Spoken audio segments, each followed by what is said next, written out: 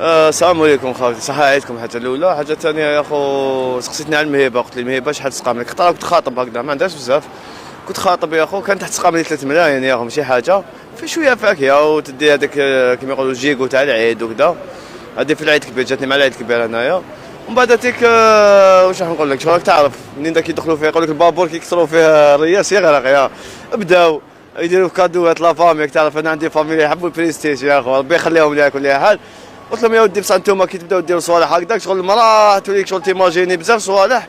قلت لهم باقي غدوه ما غدوه انا يطيح بيا ولا كش ما يصرالي، هذه الدنيا يا اخو. تسمى لازم الانسان ما يتبعش الوالدين في هذو الصوالح. انا العجوز يبدا تقول لي دير هذه ودير هذيك شغل عفسه تليق بينا.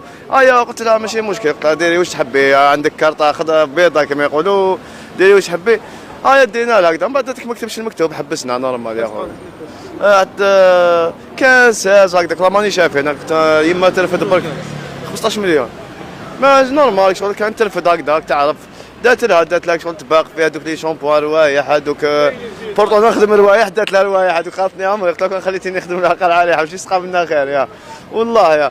وانا من هذا المنبر واش نقول لهم، هي على كل حال المنبر في الجامع ما ياك شغل انا نهضروا من هذا المكان نقول لهم الانسان شغل يعيش قيسو يدي كيما نقولوا، ولا ينقص على قيسو. باسكو علاش؟ باش ما يخليش للطرف الثاني يطمع بزاف، يقول لك بلي راك معايا وما يهمش لازم الطرف الثاني تا يرضي فاميلتك. شغل دوك انا هذه المراه شغل باش ترضي الناس هذوك وكذا. خويا انا راح نتزوج به هذا واش جاب لي كيما نقولوا، حبيتوا تقبلوا به ما تقبلوا به صح في التربيه تاع الانسان، والانسان يكون خدام وعنده مدخول، هذاك هو الصح يا اخو.